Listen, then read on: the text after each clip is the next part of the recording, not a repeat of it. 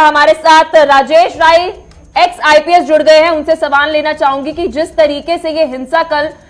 हमें देखने को मिली परसों शनिवार को, तो हमने पहले ही इसके ऊपर जो है सिक्योरिटी टाइट क्यों नहीं रखी? इस तरह से ये घटना हुई है, ये बात देखिए अपने आप में सही है कि ये घटना ऐसे नहीं हुई, ये सुनियोजित तरीके से हुई। और इसमें कहीं कोई शक नहीं है कि घटना जो है सुनियोजित तरीके से हुई, और जब सुनियोजित तरीके से हुई तो इसकी इंफॉर्मेशन पुलिस के पास कहीं न कहीं उनका जो इंटेलिजेंस फेलियर है वो दिखाई पड़ता है। क्योंकि जिस तरह से थोड़ी देर के अंदर इतनी हजारों की भीड़ इकट्ठा हो गई है, बिल्कुल उसी तरीके से हुआ जैसे वो शाहीन बाग वाला हुआ।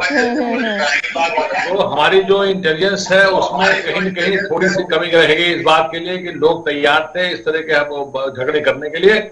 और उसमें वो लोग भी शामिल हैं जिनके नाम बताए जा रहे हैं जो पिछले शाहीन बाग वाले दंगे थे उसमें भी सम्मिलित थे। और वो लोग थे, जैसा अभी मैं सुन रहा था बातचीत, कि वो लोग बाहर थे। अगर बाहर थे तो उन पर निगरानी रखी जानी चाहिए थी। और उन्होंने जिस तरह से घटना को अंजाम दिया गया है कि एक छोटी सी बात पे कहीं जिसकी भी वजह भी अभी तक नहीं पता लग पाई है जी,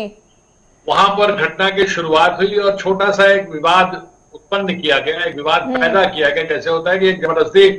कोई एक इशू बना करके उसको विवाद पैदा करने की कोशिश की गई और उसका बहाना बना करके वहां तो लोगों ने जो उपलब्ध फोर्स थी उसने थोड़ा सा उसको तादा थम्मा कर दिया, हटा दिया, लोगों को अलग अलग कर दिया।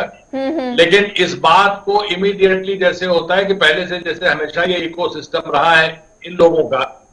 जो ये दंगाई है इनका ये इकोसिस्टम रहा है कि इसका मतलब 100% ये बिल्कुल तैयारी रही होगी कि पहले से लोगों के व्हाट्सएप ग्रुप्स और जैसे पहले पीएफआई वाले तमाम लोग थे, ये सारी चीज इनका एक जो है वो पूरा ग्रुप वगैरह बन करके तैयारी हो गई होगी और फटाफट सेकंड्स में ये इंफॉर्मेशन जो है आग की तरह फैली। तो इसके ऊपर आपसे जी राजेश जी एक और ये सवाल आपसे रहेगा मेरा कि जब ये देखने को मिला कि ऐसा बोला जा रहा है कि 10-15 मिनट के अंदर जो है ये पूरी घटना जो है वो हो गई, लेकिन तलवारें आ गई और गन्स आ गई, ये एकदम से कैसे हुआ? कि ये साजिश है या फिर ये एकदम से हुई भड़काऊ हिंसा है? सबसे बड़ा सवाल ये है। ये भड़काऊ हिंसा भड़काऊ तो है ही है, साजिश भी है, तब भी भड़काऊ है। लोगों को इस एक होता है, एक भड़कना होता है कि on the spot, on the spur of the movement है कि वहां पर कोई बात हो गई, दो लोगों में झगड़ा हो गया, बातचीत हो गई, किसी ने पथराव कर दिया, लोग भगदड़ मच गई और उसके बाद लोगों ने झगड़ा कर लिया, आग लगा दी, कहते ये तो हुआ भड़काऊ इमीडिएट। एक भड़काऊ ये है कि पहले से भड़का के तैयार रखा हुआ है, पहले से लोगों को बिल्कुल तैयारी कर रखी है, साजिश है। ये केवल भड़काऊ नहीं है, भड़काऊ तो है भड़काऊ प्लस साजिश है। और उस साजिश को पहले से भड़का रखा गया है और उसमें जरा सा जिसे कहते हैं कि थोड़ा सा एक आग लगाई, माचिस लगाई और वो धड़धड़ जो तैयारी थी वो सारे के सारे लोग बिल्कुल घेर करके इकट्ठा खड़े हो गए वहां पे झगड़ा करने के लिए। तो ये साजिश का पर्दाफाश करके जितने भी लोग इसमें हैं, इन लोगों को यहाँ पे भी बाबा का बुलडोजर चलना चाहिए। बाबा तो नहीं है वहां, लेकिन जो प्रणाली है, जो तरीका है,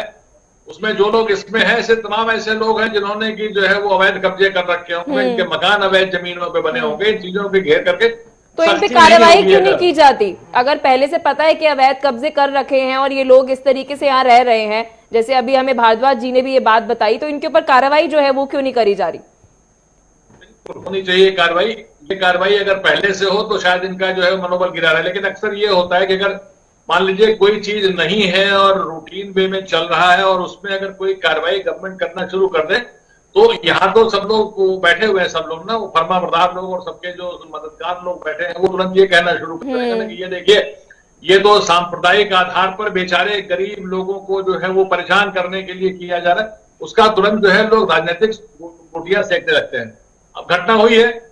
हुई है तो इसके उसमें तो कम से कम इसमें मेरा ये कहना है कि जब एक घटना हो गई है तो इसके बाद तो जो गुनहगार हैं, जो उनका समर्थन करने वाले हैं, जो उनको सपोर्ट करने वाले हैं, जो उनका संरक्षण देने वाले हैं,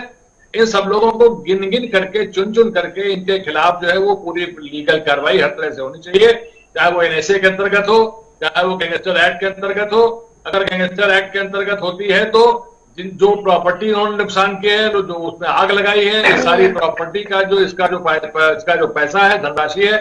इसकी पूरी वसूली होनी चाहिए। जितने लोग उसमें इन्वॉल्व हैं सबकी इसमें वसूली होनी चाहिए। ये चीजें जब जो है वो दिल्ली पुलिस करेगी तो मैं समझता हूँ आगे के लिए, भविष्य के लिए कम से कम एक जिसे कहते हैं डिटरेंट बने में एक ऐसा मामला हो कि जिसमें लोगों को